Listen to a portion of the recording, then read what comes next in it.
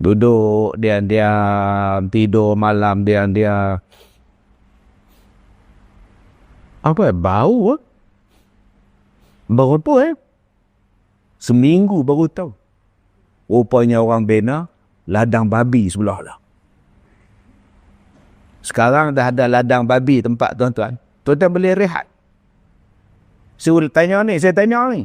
Kalau orang buat ladang babi sebelah ni, tuan-tuan boleh rehat tak? Obatlah orang tak rehat dah.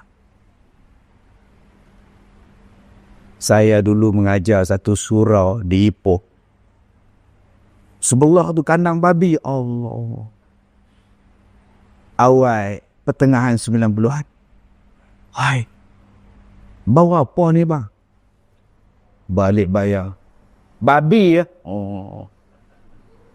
Punya takut nak sebut babi kan? Khinzir lah. Balik bayar lah. Bakai lah. Sebut je. Babi. Susah. Dia kata ladang dekat limau tu. Oh. Patut hijau elok limau tu. Tak pernah faham? Tak faham sudah. Busuk. Tak tahan tuan-tuan. Orang tak mau duduk.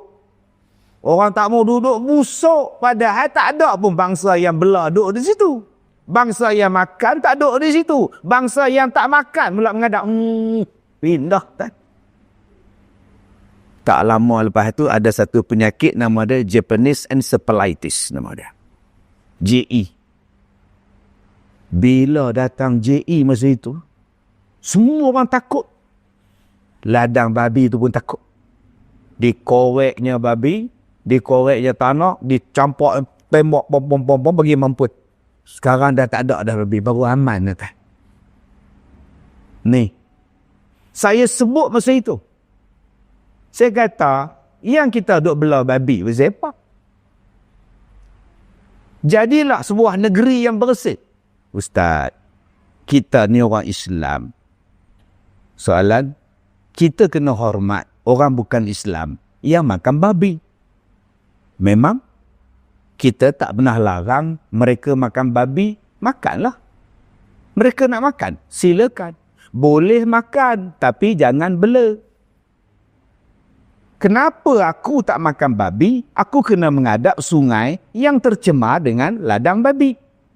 Kenapa aku yang tak makan babi, kena bau babi?